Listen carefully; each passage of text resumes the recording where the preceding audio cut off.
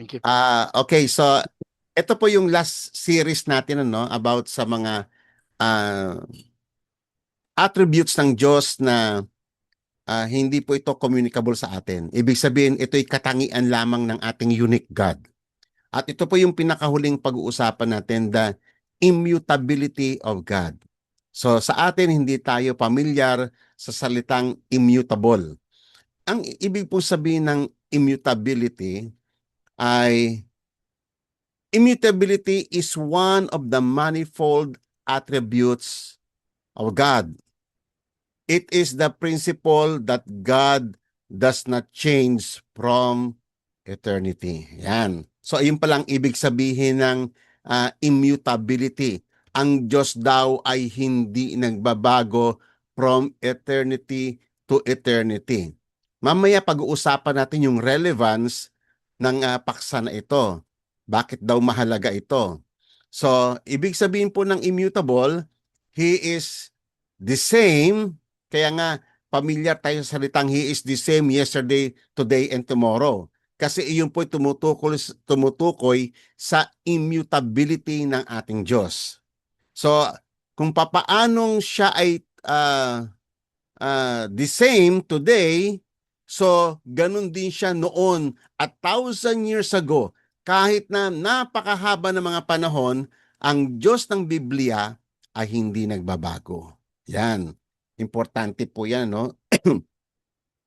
At kapag hindi po natin alam tayuan ang doctrine na to, ay lalo na po sa panahon ngayon, ang daming naglipa ng mga false doctrine at kung ano-anong idea na lang at ito po ay hindi po to umaayon sa katangian ng Diyos, no, sa kanyang pagiging immutable.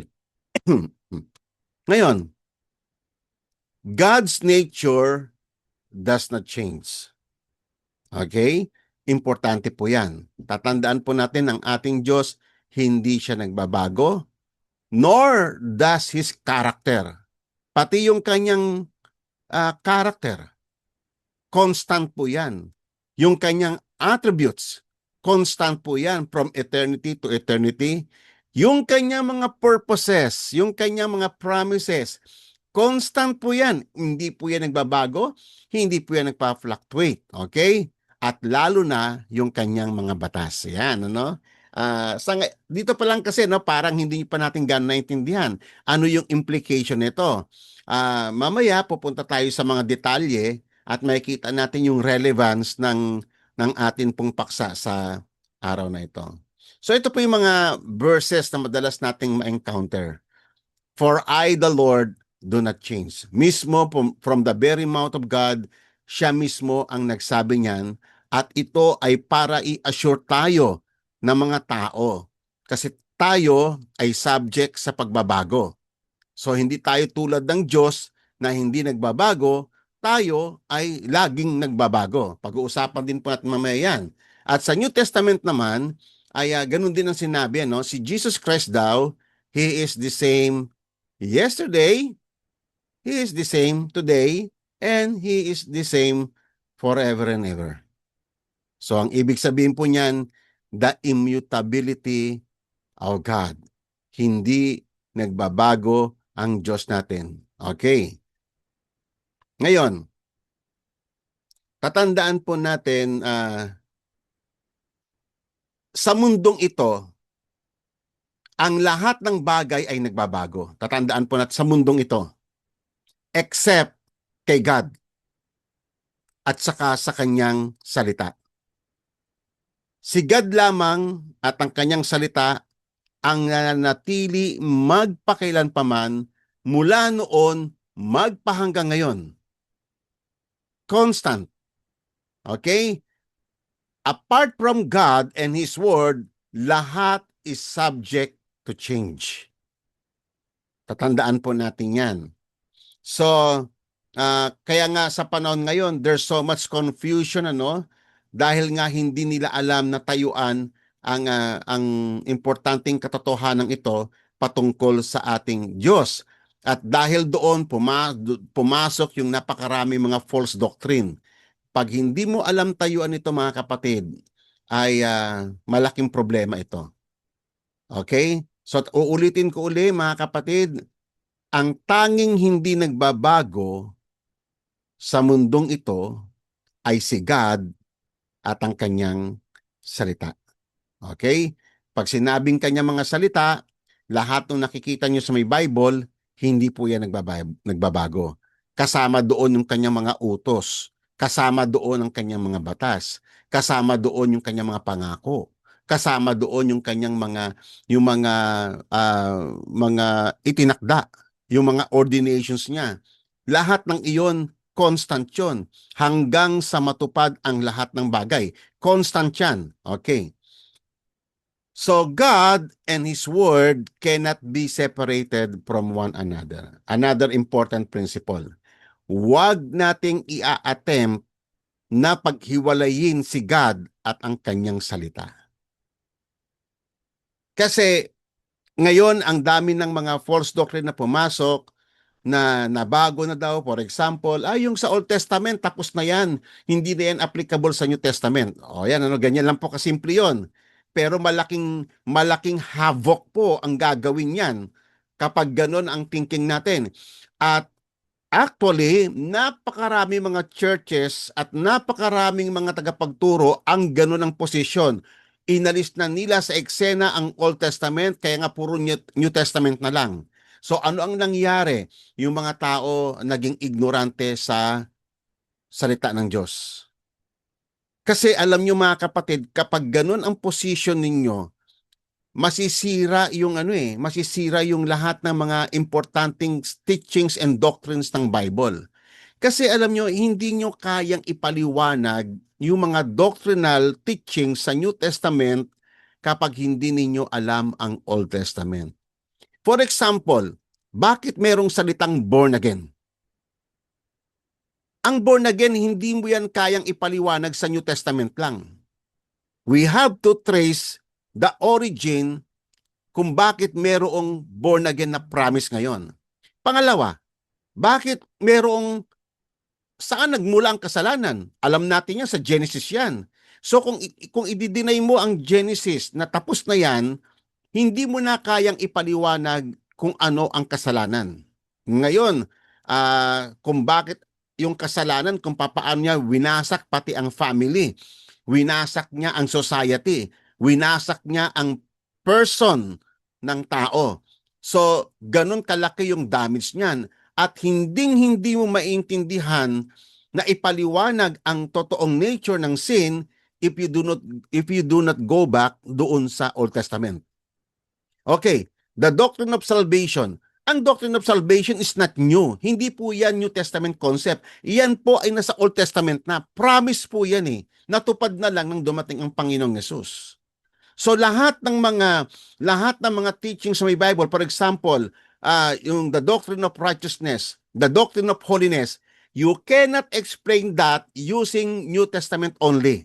Lahat ng iyan ay nanggaling doon sa Old Testament idea. Kaya nga malaking problema yan, kapatid. Kaya nga no wonder sa panahon ngayon ang daming ignorant pagdating sa salita ng Panginoon. Nangangapa at kung saan-saan na lang pinagpupulot yung mga doctrine kasi ang thinking nila si God at saka yung salita niya magkahiwalay. Si God hindi nagbabago, naniniwala sila, pero yung salita niya nagbabago. Yan ang malaking problema. Kaya nga by principle mga kapatid, kailangan alam natin tayuan nito. God and His Word cannot be separated from one another. Pag nagbago si God, definitely magbabago din ang kanyang salita. Pag nagbago ang kanyang salita, magbabago rin ang Diyos na nagsalita nun. Kaya nga importante yan kapatid, we cannot divide. Alam nyo ba, matagal nang practice yan ng maraming tagapagturo, yung dinidivide nila si God. Minsan, dinidivide nila yung Trinity. For example, sabi nila, yung person na active nung Old Testament is si God the Father daw.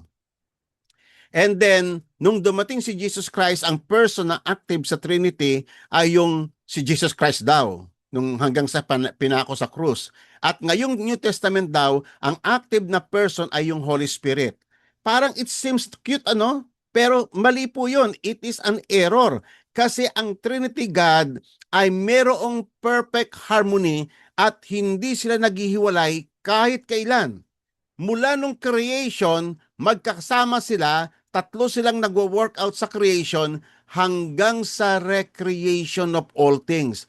Nung muling ni-restore ang lahat ng bagay, active ang tatlong persona ng Trinity. Hindi sila nagkakahiwalay kahit kailan. So nakita niyo nung baptism ni Jesus Christ, ano? Si God the Father nagsasalita, yung Son nandoon nagpapabaptize, and then the Holy Spirit came down. So ganun po ang ibig sabihin nun. At marami pa hong implication yan sa mga pagtuturo. Kaya importante po to yung akin pong ibinabahagi sa inyo. And we have to understand that. Scripture bears witness that they are one. Okay? In the beginning was the Word, and the Word was with God, and the Word was God. Magkakasama na sila from eternity to eternity. So therefore, do not attempt na paghiwalay-hiwalayin mo si God, yung kanyang attributes. Minsan pinaghihiwalay natin no, yung kanyang attributes tulad ng pinaghihiwalay natin na ang gusto lang natin, kasi isa sa mga attributes ng Diyos, God is love. Wow, favorite subject ng maraming tagapagturo. Di ba? Overuse.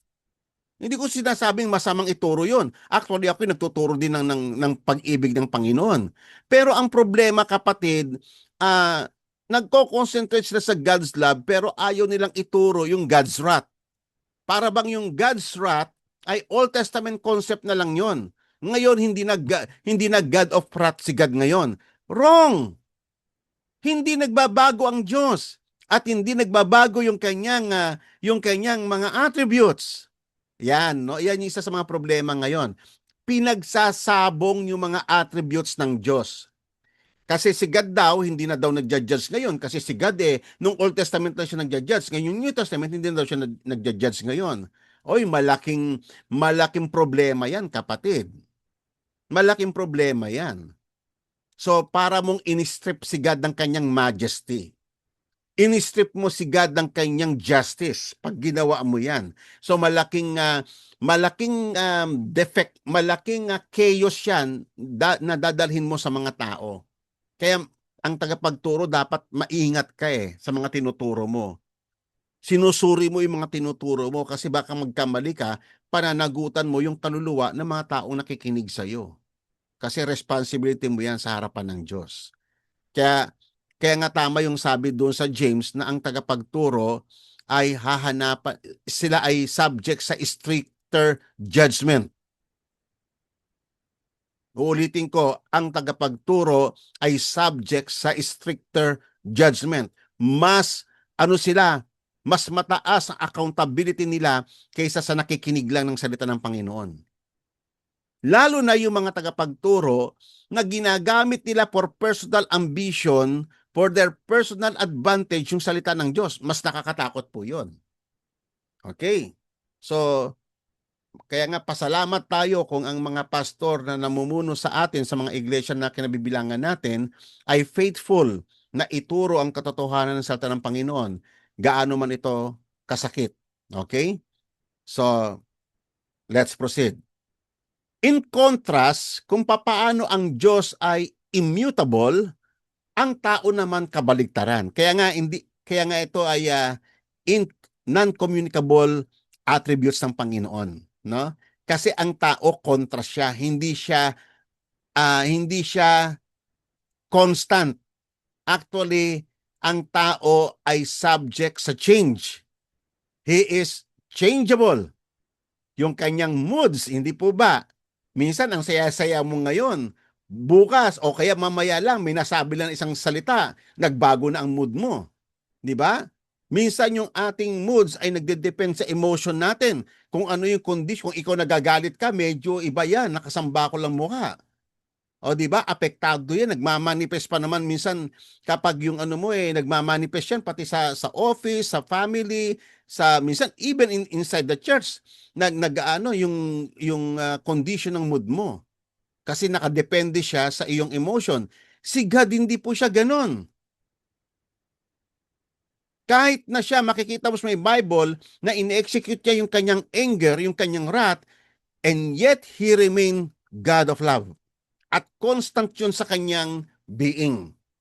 Kaya nga ang layo-layo ng tao sa Diyos. Di ba? Kaya nga si God ay unique siya. Unique siya. Yung ating promises, yung ating goodness ay subject sa change. Ngayon, di ba may mga pangako tayo na hindi mo na tinuloy. Kunyari, nangako ka doon sa isang tao, sige, tutulungan kita, pag-aaralin kita. Nakaaway mo yung magulang, o hindi mo na tinuloy. Kasi tayo, ganyan tayo Subject tayo sa change. Pero si God, yung pangako niya, kahit na nagagalit siya sa atin, tinutupad niya pa rin. Isipin niyo pinapasikat niya ang araw at pinapaulan niya even sa mga masasama, even sa mga taong tumitilig sa kanya. Si God andun pa rin. Nagagalit siya sa mga tao ngayon. Nandun ang pot niya. Pero pinapaano niya pa rin yung kanyang mercy, yung kanyang compassion, inaabot pa rin sila. So nakita po natin kasi yan constant ang Diyos sa kanyang promises. Okay, samantalang tayo, yung pangako natin ngayon, maasahan ba yan after 10 years? Meron naman nakagawa nun. Pero rare. Karamihan sa mga promises natin, hindi na natin nagagawa. Okay. Yung ating goodness ay subject sa change. Mabait ka lang ngayon na maganda ang mo kasi magandang sitwasyon. Pag hindi na maganda, hindi na rin good. 'Di ba? Affected 'yan They are deeply affected by our unpredictability kasi unpredictable naman talaga tayo Kahit na sa loob ng church, unpredictable talaga ang tao kasi nagbabago siya Maya't maya nagbabago. O di ba? Lalo na pag under pressure yung tao, kunyari kausap mo siya ngayon, okay siya, wala siyang problema, pero kinabukasan under pressure siya, ang daming problema, sobra-sobrang stress, at talagang subukan mong kausapin mo siya, ibang-iba na yung tema niya. Kasi napaka-unpredictable ng tao. Because we are subject, we are mutable. In contrast kay God na immutable. So every aspect of man is subject to change. Tatandaan po natin yan. Physical aspect, nagbabago tayo. Tignan ninyo, ako nga, tinitignan ko yung katawan ko, nagbago na talaga 'Di ba? Talagang tumatanda talaga ang tao.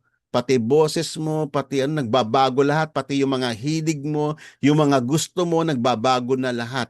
Pati panglasa mo, nagbabago. Because we are subject to change, yung ating physical aspect. How about emotion? Lalo na. Subject sa change yung ating emotion. Socially, mentally, morally, spiritually, lahat ng iyan ay subject sa change. Actually, pag pinag-usapan nga natin yung yung ating spirituality, ang ating, alam nyo ba, ang ating condition spiritually, kung hindi lang constant ang pag-ibig ng Diyos, we are fluctuating. Ngayon, high na high ka kay God. Bukas, down na down ka na. Ganyan tayo, para tayong roller coaster Christian. Napaka-unpredictable natin. 'Di ba? Ilang pangako na meron tayong sa Diyos na ginawa. 'Di ba? We are fluctuating. Kaya nga diyan tayo magpapasalamat sa immutability ng Panginoon kasi constant yung pag-ibig niya sa atin despite ng ating mga failures. Despite ng ating mga unpredictability, God remain faithful to His words. Even in times na we are not faithful to Him, and yet He remains faithful. Sinabi yan ni Apostle Paul. So, the only hope of man for permanence is God through Christ, the hope of glory. Kaya nga, alam nyo ba mga kapatid, ano po yung mangyayari sa pagbabalik ni Christ? Hindi lamang po rapture ang mangyayari doon. Kung hindi tayo po ay babahagi na ng Diyos ng kanyang glory. Yung ating condition na pabago-bago tayo ay meron na tayong pag-asa ng permanent sa pamamagitan ni Christ. magbabago na ang lahat. At ang isa sa mga reason kung bakit tayo ay fluctuating sa ating being, it is because of our sin. Pero once na dumating na si Christ at yung redemption ay naging ganap na, so mag-share tayo ng divine aspect ng ating Diyos. Hindi completely, partly, isi-share ng Diyos sa atin yung kanyang glory. Okay? At yung glory na yon ay mayroong permanence yun. So, pag-usapan po natin yan sa ibang mga panahon. Okay. So, kaya nga, no, what if si God ay nagbabago at siya ay nagalit sa atin, nagalit siya dahil sa ating mga kasalanan? What if kung si God hindi siya immutable? Paano na mangyayari sa mga promises niya sa atin? Yung mga promises niya kay Abraham, promises niya sa mga patriarka, matutupad pa ba yun? Kung si God ay tulad natin na pabago-bago. Ganyan ka-importante. So, ibig sabihin, meron tayong future sa Diyos because God do not change. Makakaasa tayo kasi ang Diyos hindi siya nagpa-fluctuate na tulad natin. Hindi siya moody na tulad natin. He is constant. Okay? Kung si God hindi siya immutable, hindi na natin mararating ang tagpong ito. We are already destroyed and we are doomed sa ating mga kasalanan. But thanks be to God, ang Diyos natin is constant. Tuloy-tuloy pa rin ang kanyang pag-ibig. Tuloy-tuloy pa rin yung kanyang mga pangako sa atin despite ng ating mga unpredictability. Okay. So tatandaan po natin, sa mundong ito, ang lahat ng bagay ay subject sa change. Even sa ang kalawakan, ang universe, lahat, 'di ba? Nababalitaan natin sa science na even yung mga stars namamatay din. Yung mga planets. And actually, yung universe is expanding. Yung universe na alam natin hindi lang kasi natin nakikita, ang nakakita niyan yung mga scientists, may mga malalaki silang mga telescope. The universe is expanding. Ibig sabihin nagbabago. 'Di ba? Sigad lang ang nag-hold. For example, sa ating solar system, sigad lang nag-hold sa ating solar system kaya constant pa rin ang ikot ng ating mga orbits around the sun. But ang lahat ng bagay ay subject sa change. From galaxies to the depths of the sea, sa dagat, sa ilalim ng dagat, ang daming pagbabagong nangyayari. From the largest creatures down to the smallest object, both visible and invisible, are all subject to change. All creatures change except God and His Word. Okay? The very fabric of which this world is made is ever passing away. Kaya nga, mga kapatid, no, tignan nyo, magpintura ka ng kotse, magpintura ka ng bahay. Paglipas lamang nagpapintura nga ako ng sasakyan ko nung 3 years ago. Ngayon, kupas na eh. Kailangan na uling pinturahan siya. Kasi subject siya sa change. Even yung sa kalawakan natin, mayroong tinatawag na thermodynamics. So yan po yung pag-change ng mga matter. Magpainit ka ng tubig. Mainit siya ngayon, maya-maya lang malamig na siya. So ganun po ang ibig kong sabihin.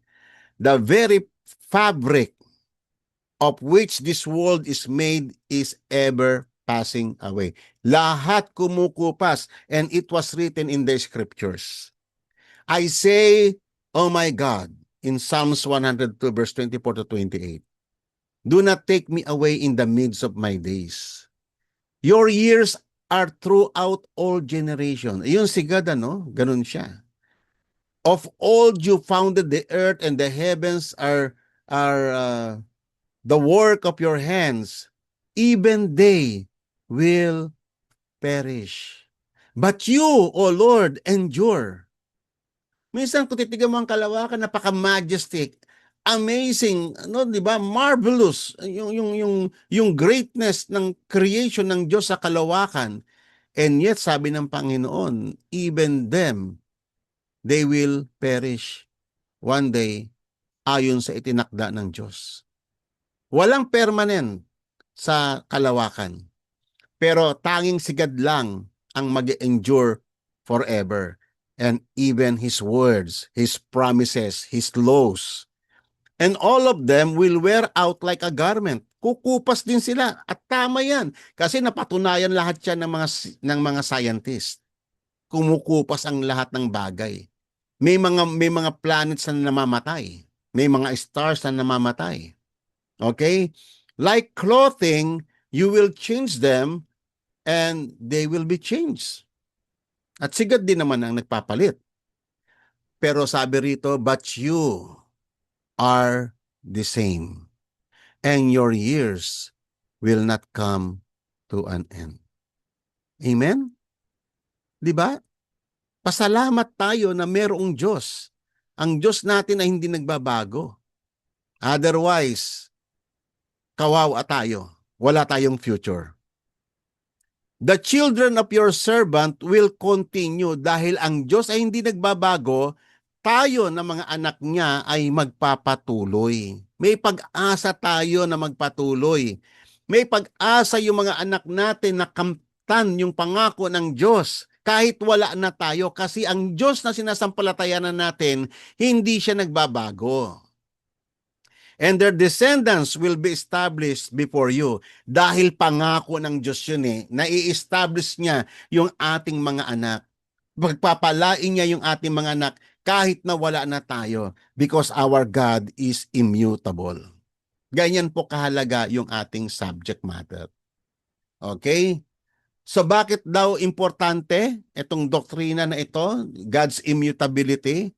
Sapagkat the immutability of God is important because it assures us, binibigyan tayo ng assurance of the stability and the perpetuality of the world and the future of the universe. Dahil si God ay hindi nagbabago at hindi siya padalos-dalos sa kanyang emosyon at hindi siya nagbabago sa kanyang sa balance ng kanyang being, yung kanyang love as well as yung kanyang wrath, yung kanyang judgment, yung kanyang holiness, yung kanyang righteousness, despite na mga failures ng tao, ay merong perpetuity. Magpapatuloy pa rin na iidog ang daigdig. Ganon din ang universe. Hanggang sa panahon na itinakda niya na ang katapusan ng lahat ng bagay. Okay? So it assures us also that we will receive all His promises even in the old times, even in the time of Abraham, the promise, kunyari yung rainbow na pangako ng Diyos kay Noah na hindi na muling babaha, hindi na uling magugunaw ang daigdig sa pamamagitan ng baha. Yung mga promise na yun, it continues because God do not change.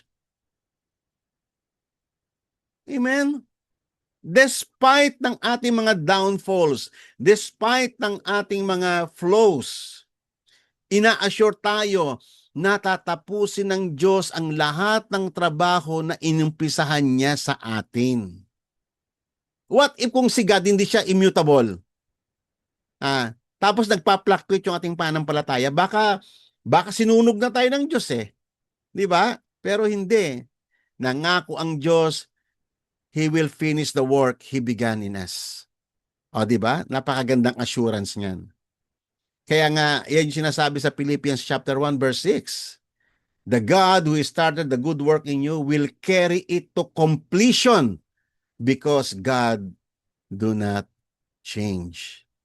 In this restless and uncertain time, this truth brings comfort, stability, security to those who trust in Him, to those who trust in His words and His promises of salvation through His Son.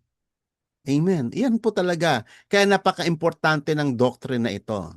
The doctrine of God's immutability.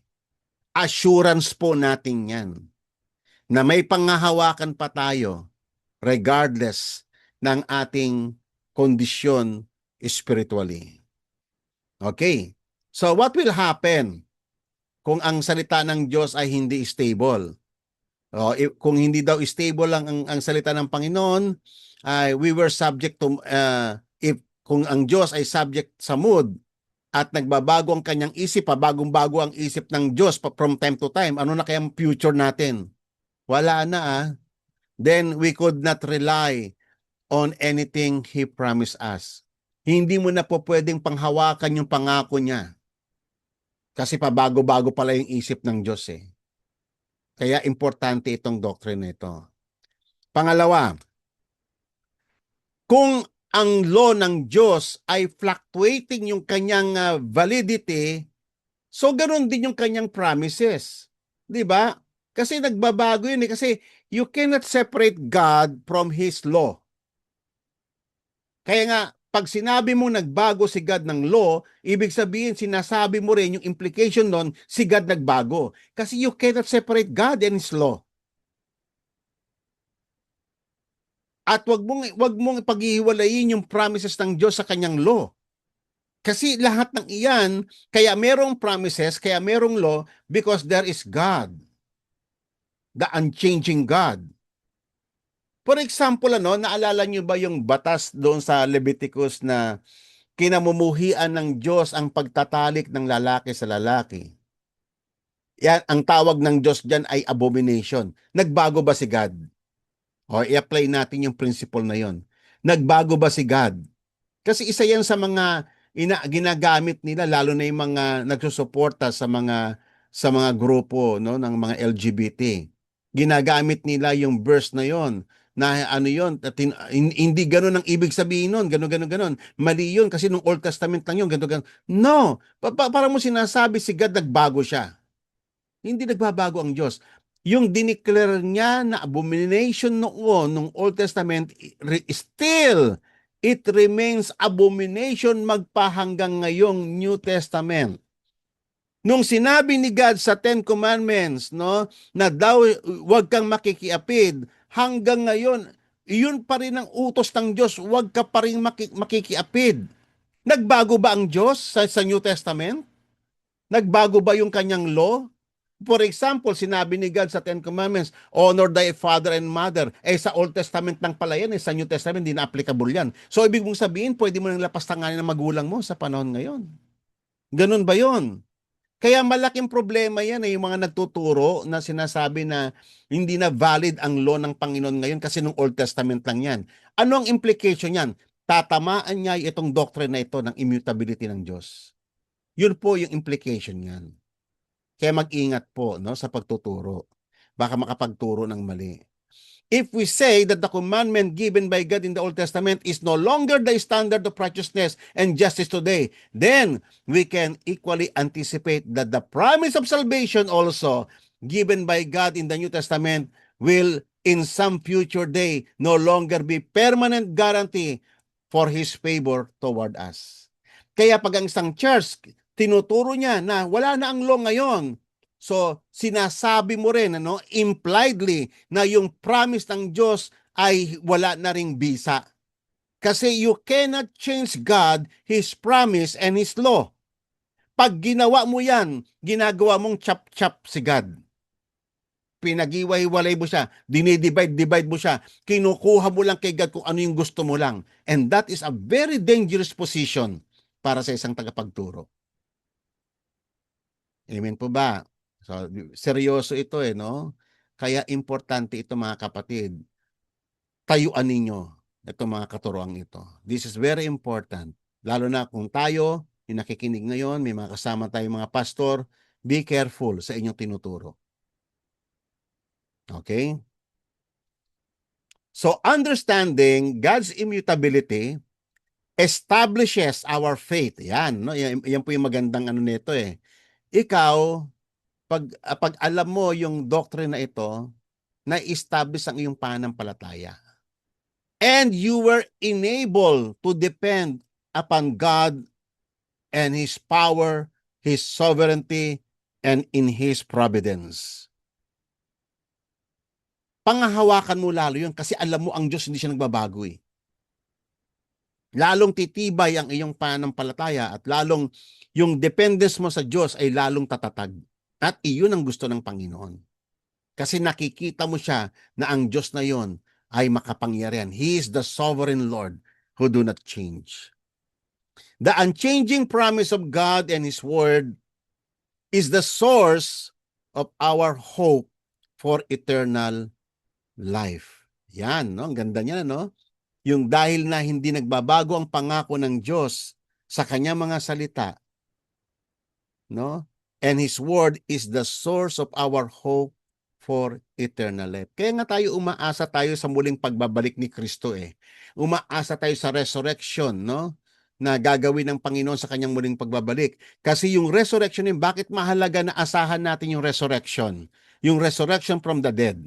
Kung papaanong si Christ ay namatay at muling nabuhay, tayo na mga nananalig sa Kanya ay pinangakuan din ng Diyos na muli tayong bubuhayin mula sa mga patay at tayo makakapiling na natin ang Diyos magpakailanpaman sapagkat tayo ay makaka-receive na ng Kanyang glory and we will see God face to face. Ngayon, kung si God ay nagbabago, hindi mo na pwedeng panghawakan yung pangakong iyon. Ganun po yung implication nito. A living hope such as this provides a sure and steadfast anchor for the soul, especially in this turbulent world. Lalo na sa panahon ngayon, napaka-unstable ng ating society, napaka-unstable ng ating economy, unstable ang lahat ng bagay. Pero pag alam mo na ang Diyos ang nasa likod ng lahat ng bagay, may digmaan man, may kagutuman man, may kahirapan man, lumindol man o maguno man daigdig, because ang Diyos ay nagsalita sa kanyang mga pangako, makaka-assure ka ng ikaw ay may magkakaroon ka ng kapanatagan. Despite yung mga nakikita mo sa paligid, despite yung mga naririnig mo. For example, ilang scientist na ang nag-predict na magugunaw ng daigdig. Scientist ito hindi ito yung mga false prophet lang o mga false na mga pastor. Mga scientist muna mismo.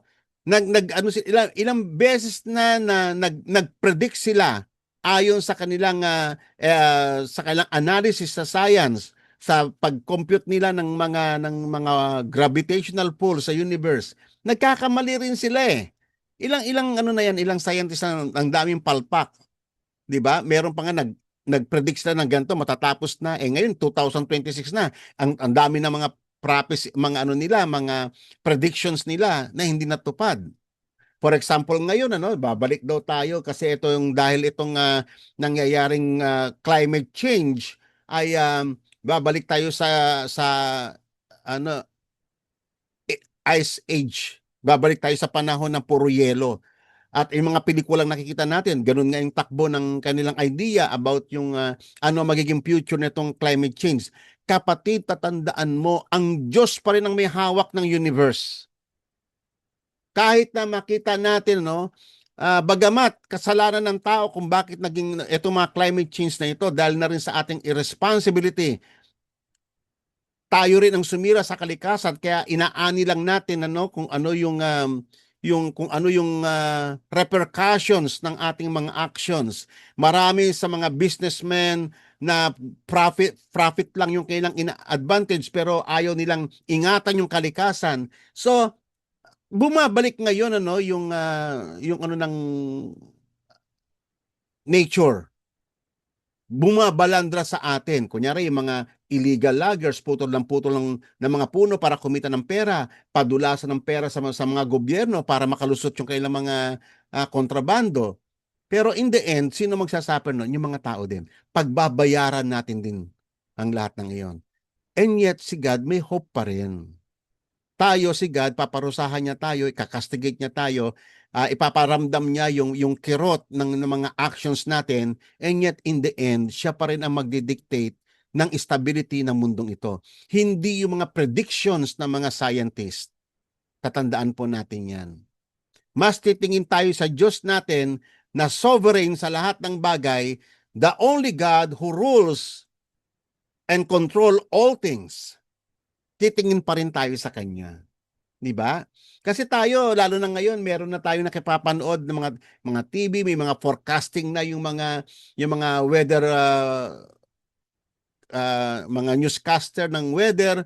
Minsan nakatingin na lang tayo doon sa may typhoon, nakatingin na lang tayo sa ganun, pero hindi mo nakikita si God.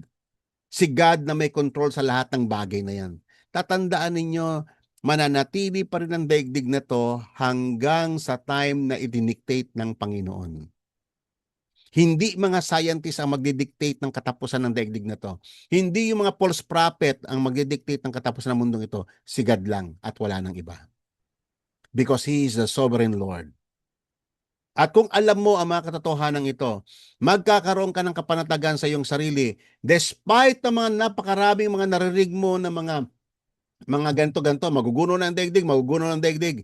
Ay nako mga kapatid, magkaroon ka ng stability sa iyong pananampalataya, tumingin ka sa Diyos na immutable, the unchangeable God. Di ba? Kaya nga anong sabi ng Panginoon sa Psalms, kahit na may digmaan dyan, kahit na ganito, nababalitaan mo na sa Iran, ganito nangyari, ganito, magpapaano ng mga nuclear weapons, huwag kang matakot. Why? Kasi sabi nga ng Diyos doon be still and know that I am God. Si God ang may control pa rin ng lahat ng bagay. Hindi yan ang mga nababalitaan nyo sa news. Hindi yan ang magdidictate. Si God ang magdidictate. Because God is sovereign. Tandaan po natin ito mga kapatid. Nang sa ganun tayo din, magkaroon tayo ng living hope at magkaroon tayo ng assurance, magkaroon tayo ng steadfastness sa pananampalataya na nakasalig sa kapangyarihan ng ating Diyos. Okay? So sabi nga sa Hebrew chapter 10 verse 23, let us hold fast the confession of our hope without wavering, for He who promised is faithful. Amen? Ang Diyos ay, faithful siya.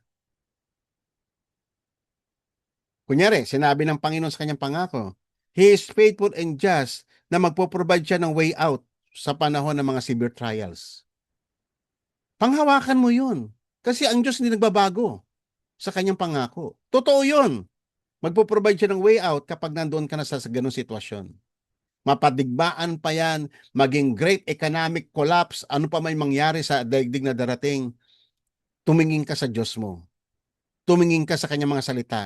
Tumingin ka sa kanyang mga pangako. Tumingin ka sa kanyang mga kautusan. At magkakaroon ka ng stability sa iyong pananampalataya. Kaya nga sinabi sa Isaiah 49 verse 9 to 11, remember the former things long past, for I am God, and there is no other. I am God, and there is no one like me, declaring the end from the beginning, and from the ancient times, things which have not done, saying, my purpose will be established, and I will accomplish all my good pleasure. Why? Because God is unchangeable. Because God is immutable.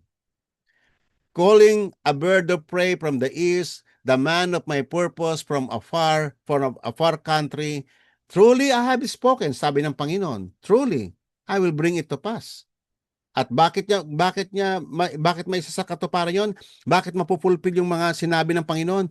Kasi constant siya. He do not change. Magdigmaan pa niyan, bumaliktad man ang daigdig, still, matutupad at matutupad yung sinabi ng Panginoon. Amen? So, ganun po kahalaga itong ating pinag-aralan sa gabing ito. And I have planned it, surely I will do it. Okay. Kaya nga sinabi ito sa may Psalms 46, God is our refuge and our strength, a very present help in times of trouble. Therefore, we will not fear. Tignan ninyo yung senaryo yung senaryo na ipinapakita rito. Though the earth be removed, though the mountains be carried into the midst of the sea. Nakakatakot yung senaryo, no?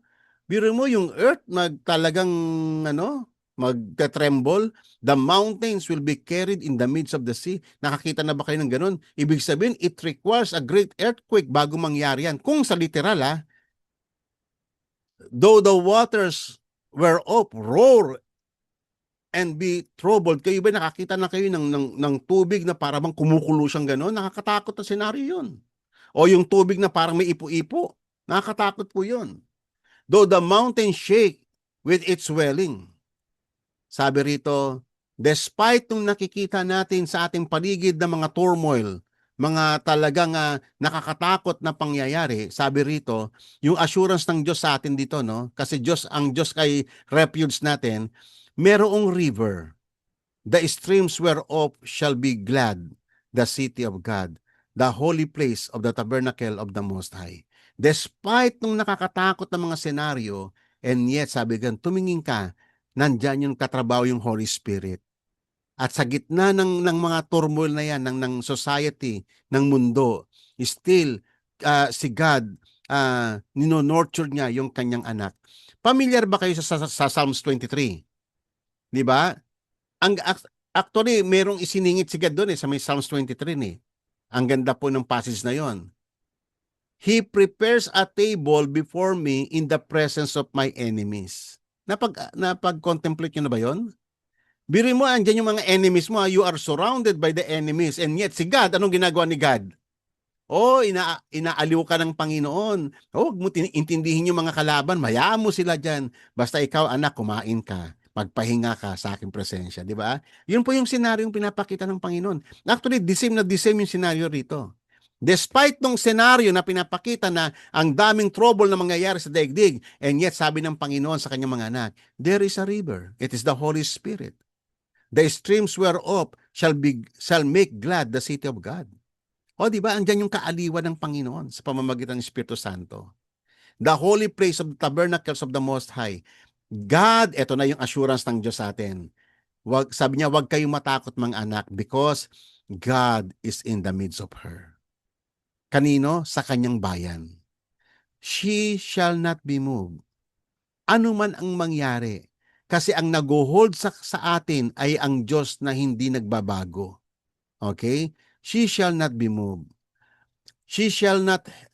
God shall help her just at the break of dawn. Tutulungan tayo ng Panginoon. God will always rescue His people.